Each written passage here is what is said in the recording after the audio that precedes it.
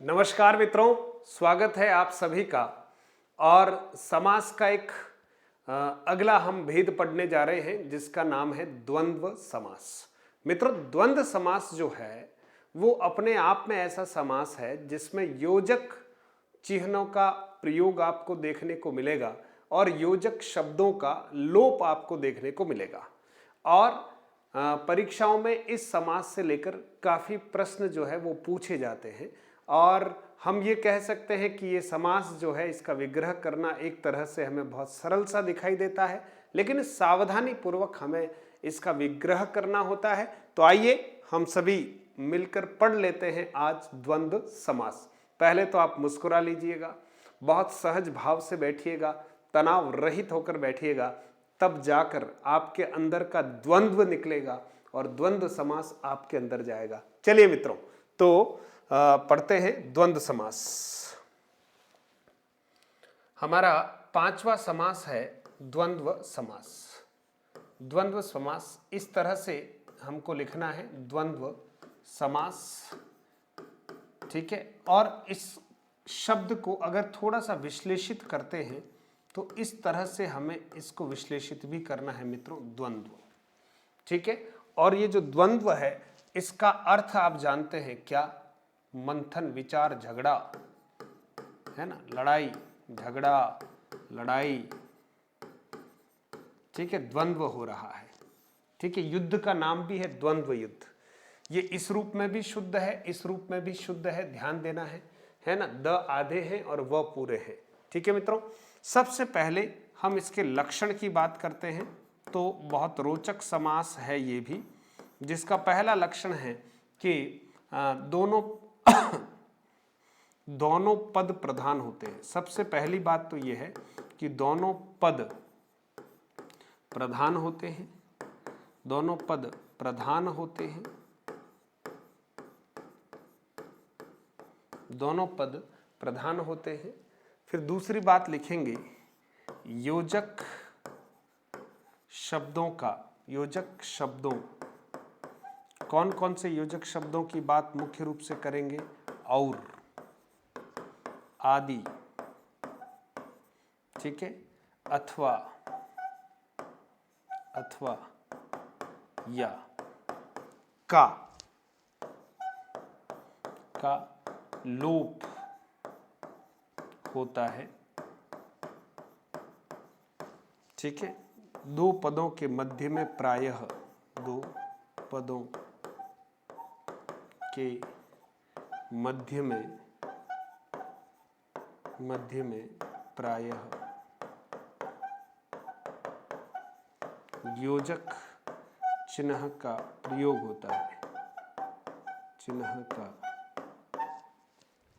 योजक चिन्ह का प्रयोग होता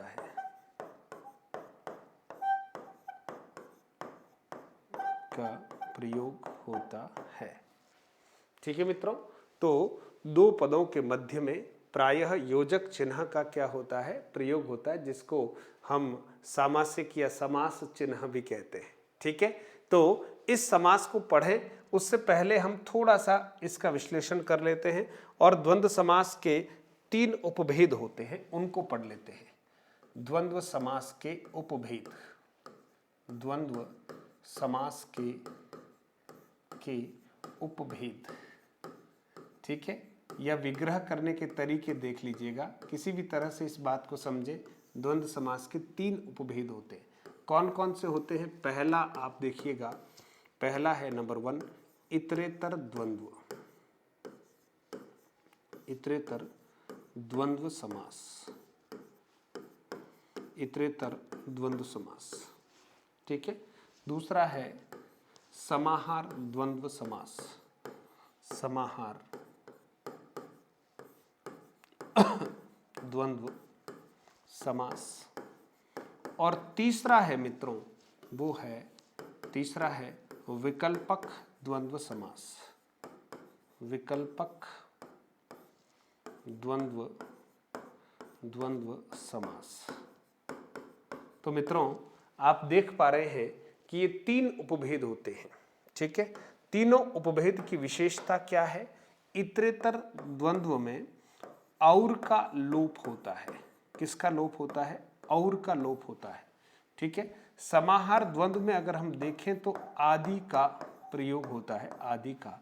और विकल्पक द्वंद्व में अगर देखें तो विग्रह करते समय अथवा का प्रयोग होता है या का प्रयोग होता है, अथवा या का प्रयोग होता है। ये जो है समास विग्रह करते समय इनके जो चिन्ह हैं उनका हम प्रयोग करते हैं। ठीक है। और दो संज्ञा पदों से निर्मित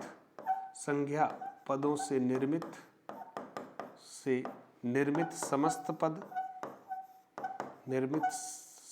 पद, ठीक है। ये दो संज्ञा पदों से निर्मित क्या होता है? समस्त पद होता है मित्रों। और इसी तरह से आप देखेंगे समाहार द्वंद्व में आप देखेंगे कि पूरे समूह का प्रतिनिधित्व, इसको हम अभी उदाहरण के द्वारा समझेंगे, पूरे समूह का प्रतिनिधित्व। ठीक है। और यहाँ विकल्पक द्वंद्व की अगर बात करते हैं तो विकल्पक द्वंद्व में आप देखेंगे, ठीक है, विकल्प सूचक, विकल्प सूचक। ठीक है।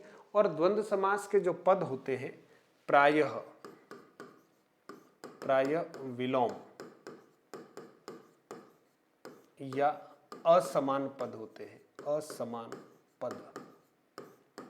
ठीक है ना। पदों की जब बात करते हैं तो प्रायः पद विलोम होते हैं या असमान पद होते हैं। तो मित्रों सबसे पहले हम बात करते हैं इतरेतर द्वंद्व की और उसके कुछ महत्वपूर्ण उदाहरण लेकर हम यहाँ पर समास विग्रह भी करते हैं। तो आइए हम आगे बढ़ते हैं। और पहला हमारा जो उपभेद है वो है इतरेतर द्वंद्व। गुण संधि का उदाहरण है शब्द इतरेतर द्वंद्व।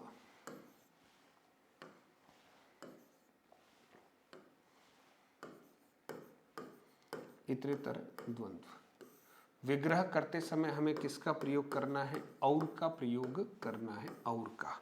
ठीक है मित्रों। तो आप देख सकते हैं उदाहरण हम लिख रहे हैं। सबसे पहले हम लिख रहे हैं कृष्णार्जुन,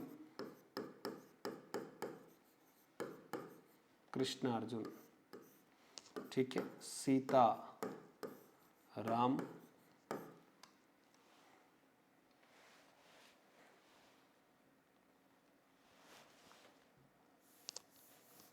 पुनः लिख लेते हैं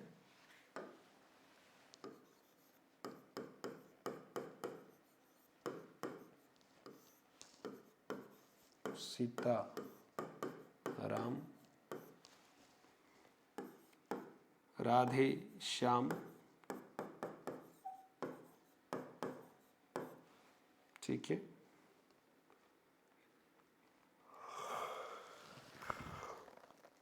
हाँ। नर नारी, वर वधू, छात्र छात्रा। ठीक है। दूध रोटी, धनुष बाण,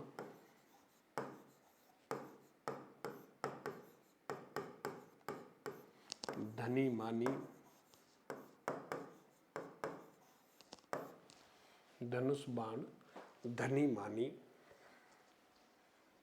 लोटा डोर, हरिहर,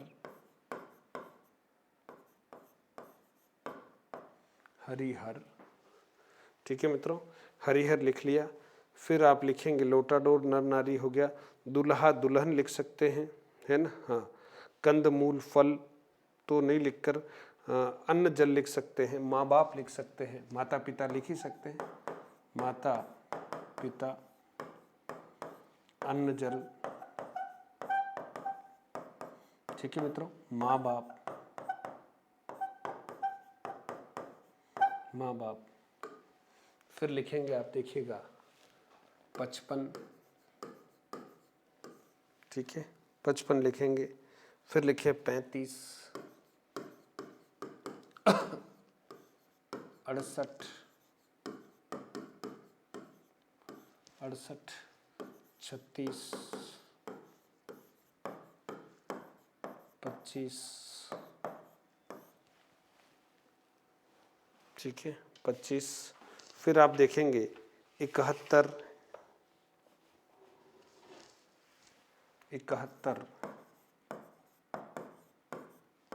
12 आदि। ठीक है, पहली बात तो ये ध्यान में रखिएगा, द्विगु के उदाहरण नहीं है,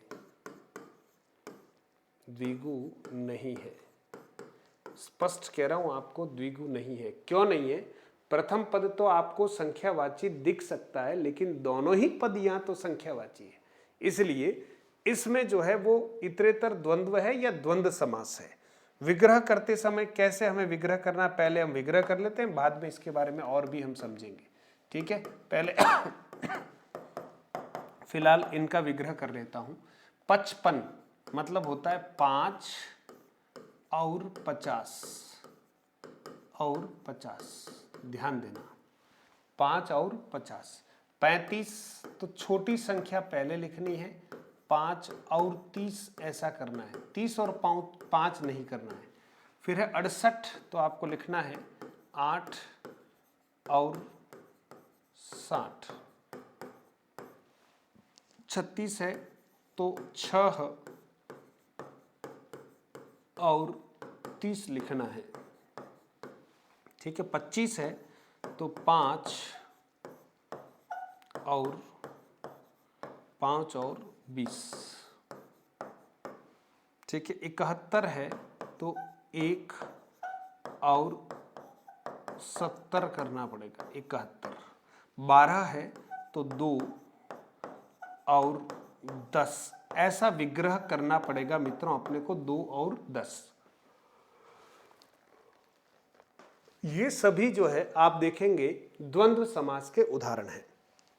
इसका स्पष्टीकरण आप थोड़ा सा समझ लीजिएगा, स्पष्टीकरण समझ लें।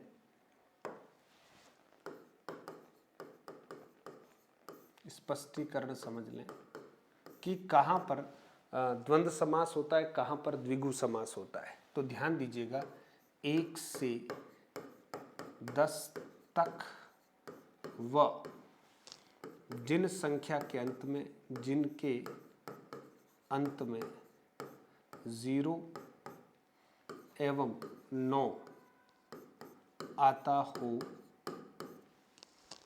हो वहाँ द्वंद्व समास नहीं होता है, द्वंद्व समास नहीं होता है, नहीं होता है। शेष सभी संख्याओं में, शेष सभी संख्याओं में द्वंद्व समास होता है। ध्यान देना, शेष सभी संख्याओं में द्वंद्व समास होता है। छोटी संख्या को पहले लिखकर और लिखा जाता है, छोटी संख्या के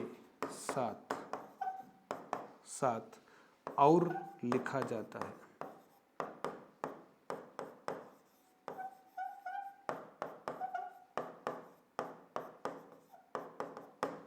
ठीक है मित्रों, ये स्पष्टीकरण है कि संख्या 1 से 10 तक कोई समास नहीं होता। ऐसी संख्याएं जिनके अंत में 0 आए या 9 आए, जैसे 20, 30, 40, 50, 60, 70, 80, 90, 100, कोई समास नहीं होता।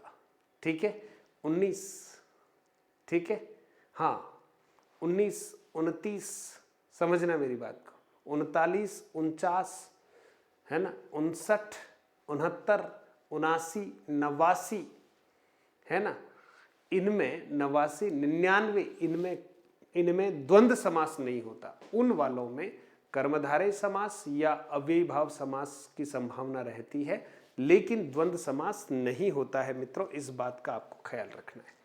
अब आप देख लीजिए जो उदाहरण है उन सब का विग्रह कर लेते हैं। कृष्णार्जुन, कृष्ण और अर्जुन हो जाएगा, और अर्जुन, कृष्ण और अर्जुन।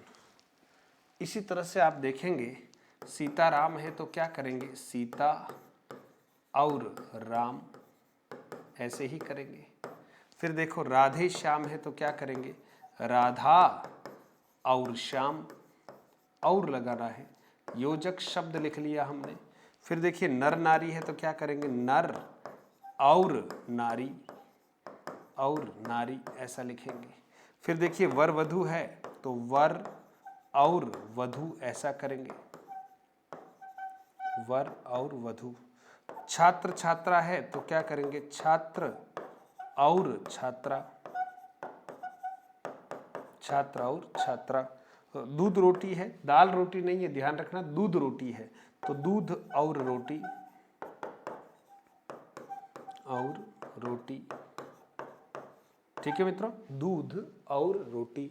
इसी तरह से धनुष बाण है तो आप देखो धनुष, धनुष और बाण। ठीक है, धनी मानी, जो धनी है वही मानी होता है, उसी का मान होता है, तो धनी और मानी। ठीक है मित्रों, धनी और मानी। इसी तरह से लोटा डोर है तो क्या करेंगे बताओ, लोटा और डोर। ठीक है, लोटा और डोर, इन दोनों का महत्व बराबर है, दोनों पद जो है वो प्रधान है। क्यों? क्योंकि जितना महत्व लोटे का है उतना ही महत्व डोरी का है। पहले के समय में जब कुएं से पानी निकालना होता था और राहगीर अपने बैग में लोटा और डोर रखता था, क्योंकि जब भी प्यास लगे तो हो सकता है कुएं से पानी निकालना हो, तो कुएं का पानी तभी निकलेगा जब लोटा और डोर का संयोग होगा, एक दूसरे के साथ संयोजन होगा, तभी निकलेगा। इसलिए हो सकता है लोटा किसी धातु का हो और महंगा हो, लेकिन डोर भी कम नहीं है महत्व के रूप में, इसलिए दोनों ही पद क्या होते हैं मित्रों, प्रधान होते हैं। हरिहर का क्या करेंगे, हरि और हर कर देंगे। हरि का अर्थ भगवान विष्णु और हर का अर्थ भोलेनाथ। माता और पिता, और पिता, माता और पिता। इधर अन्न और जल, अन्न और जल, अन्न और जल हो गया। इधर माँ बाप है तो माँ और बाप हो गया, माँ और बाप, माँ और बाप। तो मित्रों बहुत सारी जानकारियां आपको द्वंद्व समास के बारे में यहाँ पर उपलब्ध हुई है। अब हम बात करते हैं अगला हमारा जो समास है इसी में, वो लेते हैं अपन पहले दूसरा देख लीजिएगा, समाहार द्वंद्व। समाहार द्वंद्व, समाहार द्वंद्व। समाहार का अर्थ होता है समूह। ठीक है, लिखते हैं, इस प्रकार के उदाहरणों में, इस प्रकार के समस्त पदों का प्रयोग वाक्य में किया जाए तो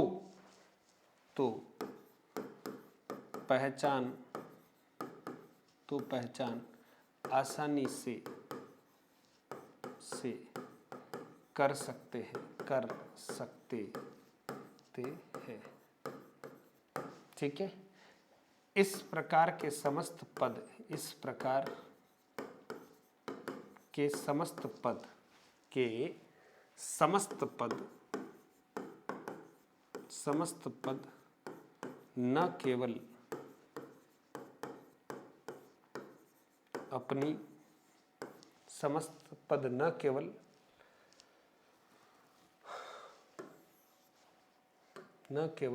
अपना अर्थ स्पष्ट करते हैं, अपना अर्थ स्पष्ट करते हैं,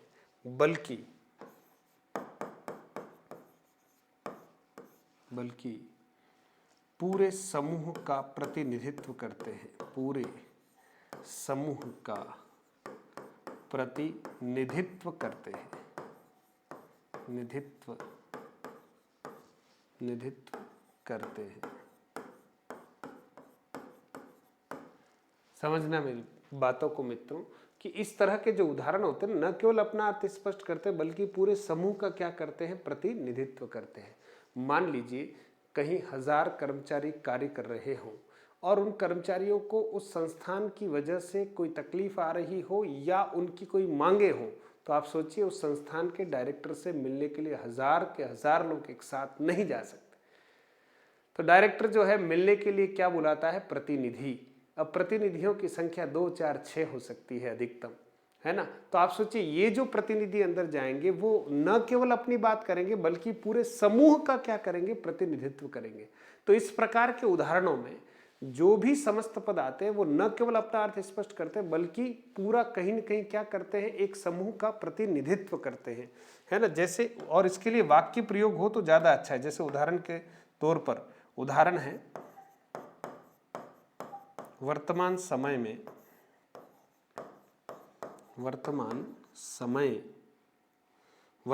लिख लो, वर्तमान में दाल रोटी का जुगाड़ करना भी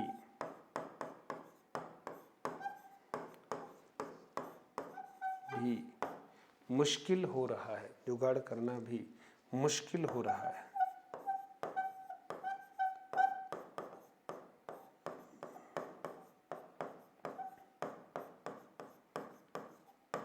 वर्तमान में दाल रोटी का जुगाड़ करना भी मुश्किल हो रहा है।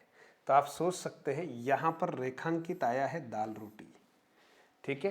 तो उपयुक्त वाक्य में दाल रोटी का अर्थ केवल चने की दाल और गेहूं की रोटी से ही नहीं है मित्रों, है ना। इस वाक्य को जब हम पढ़ते हैं तो दाल रोटी का अर्थ जीवन निर्वाह की न्यूनतम आवश्यकताओं से है ना मित्रों। तो इस बात का हमें ध्यान रखना पड़ेगा, है ना। तो आप लिखेंगे यहां उक्त वाक्य में दाल रोटी का अर्थ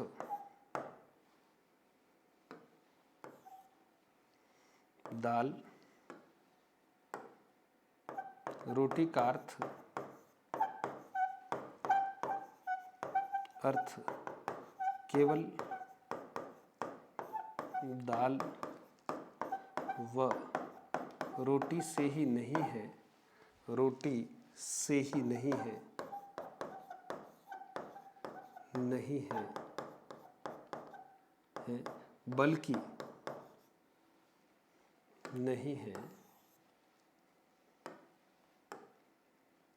बल्कि जीवन निर्वाह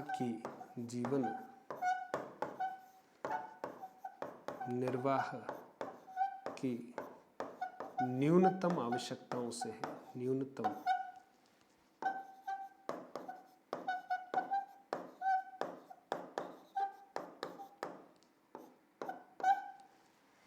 आवश्यकताओं से है,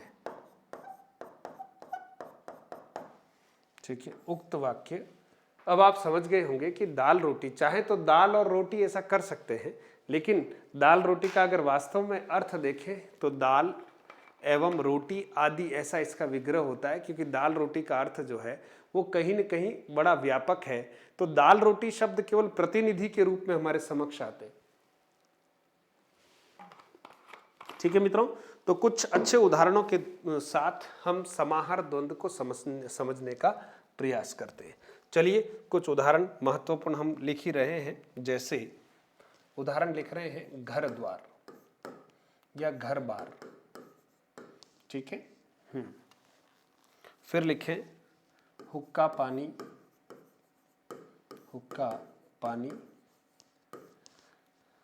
ठीक है। चाय पानी, फिर लिखें चाय पानी के साथ साथ जलवायु मेल मिलाप, जलवायु मेल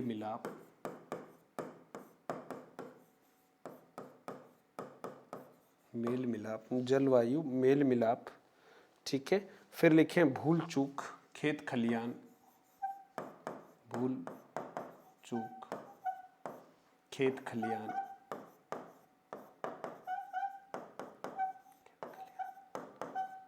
ठीक है। कपड़ा लत्ता, पाला पोसा, पाला पोसा, पाला पोसा। इसी तरह से और भी शब्द आप देखें,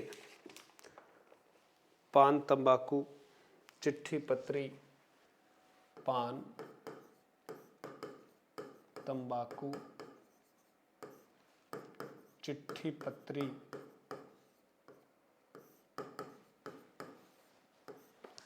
ठीक है। कीड़ा मकोड़ा, आगा पीछा, इन सब का अगर हम वाक्य, पेड़ पौधे,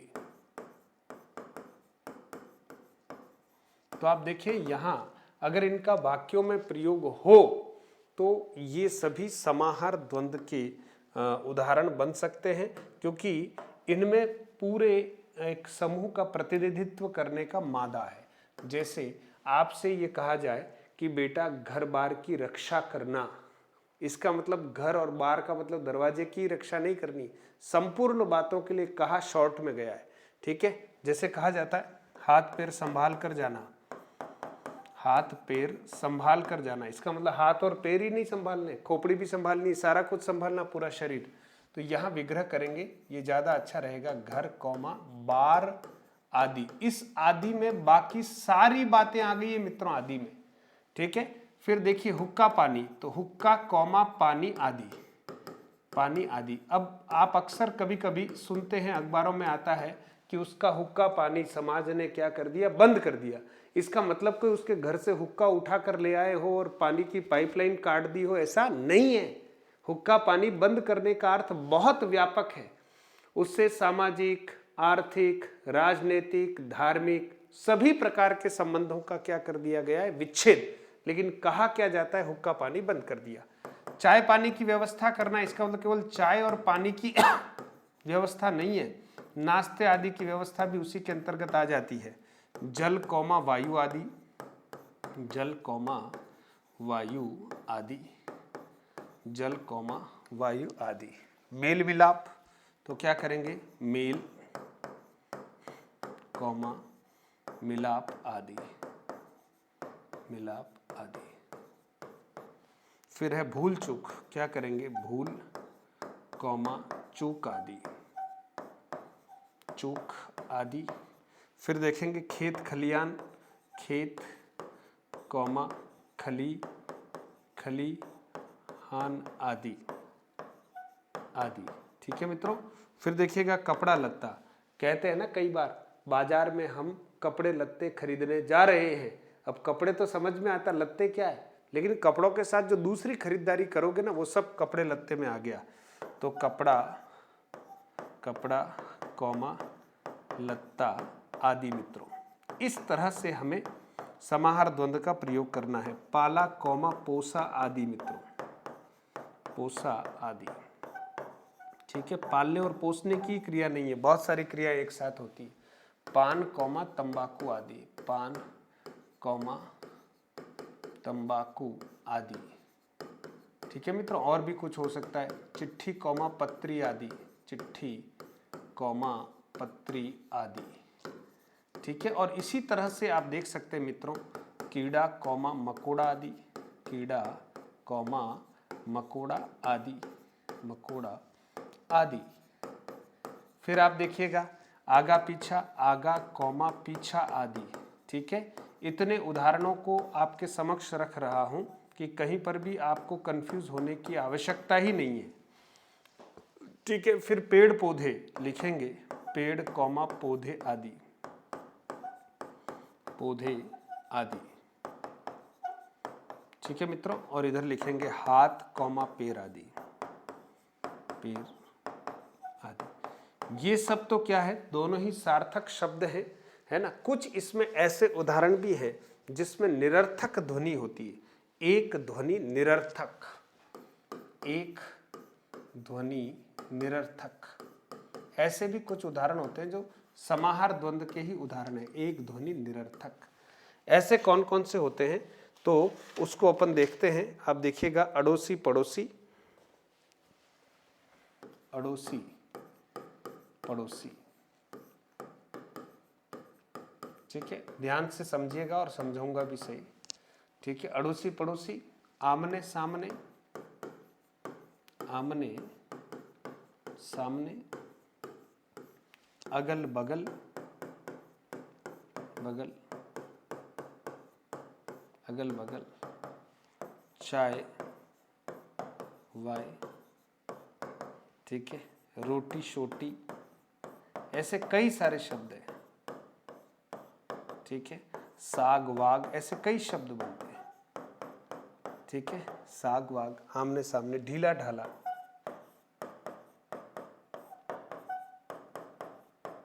ढीला ढाला, है ना। तो ये सारे उदाहरण जो है, ढीला ढाला, ये सारे आप देखेंगे कि एक शब्द इसमें जो है वो कहीं ना कहीं क्या है, जिसका कोई अर्थ नहीं है, ठीक है। ठीक है, ये जो अंडरलाइन किए इनका कोई अर्थ नहीं है, लेकिन ये पड़ोसी के साथ साथ जो और भी कोई हो तो अड़ोसी पड़ोसी कह दिया, तो इसका विग्रह करेंगे सार्थक शब्द को लेकर और विग्रह करेंगे पड़ोसी आदि। विग्रह कैसे करेंगे, पड़ोसी आदि, ऐसे। फिर सामने आदि, सामने आदि। फिर आप देखेंगे अगल बगल, तो बगल आदि ऐसा करेंगे, बगल आदि, बगल आदि। फिर है चाय आदि, चाय आदि। फिर है रोटी छोटी, तो रोटी आदि, रोटी आदि। और साग वाग, तो हम क्या करेंगे, साग आदि, है ना। साग का अर्थ वही सब्जी है, सब्जी वब्जी बोल देते हैं। ढीला आदि, ढीला आदि। तो मित्रों इन सब में भी कौन सा समास हो गया, ये समाहार द्वंद्व हो गया, ठीक है मित्रों। अब आप देखिए तीसरा जो उपभेद है उसके हम कुछ उदाहरणों को देख लेते हैं। और तीसरा उपभेद है हमारा, वो है विकल्पक द्वंद्व। विकल्पक, विकल्पक द्वंद्व नाम से ही स्पष्ट है, विकल्पक द्वंद्व। इस समास में हमें अथवा ऑब्लिक या में से किसी का भी प्रयोग करना होता है। उदाहरण देख लेते हैं मित्रों, उदाहरण देख लेते हैं विकल्पक द्वंद्व के। जीवन मरण, ठीक है, सुख दुख, लाभ हानि, लाभ हानि, ठीक है, धर्मा धर्म, ठीक है, धर्मा धर्म, राग द्वेष, ठीक है, आज कल, ठीक है, घट बढ़, घट बढ़। और भी कुछ उदाहरण लिख सकते हैं, आय व्यय, यश अपयश, आय व्यय, यश अपयश, ठीक है मित्रों, देश विदेश, दिन रात, ठीक है, आदि इसके उदाहरण हो सकते हैं। यश अपयश, थोड़ा बहुत, थोड़ा बहुत, ठीक है मित्रों। ये कुछ उदाहरण हो सकते हैं जिनका विग्रह हमें करना है। तो आप देख सकते हैं ये दोनों स्थिति या तो जीवन है या क्या है, मरण है। जीवन मरण दोनों एक साथ नहीं है। तो इन सारे शब्दों का उपयोग हमें विकल्पक के रूप में ज्यादा करना चाहिए।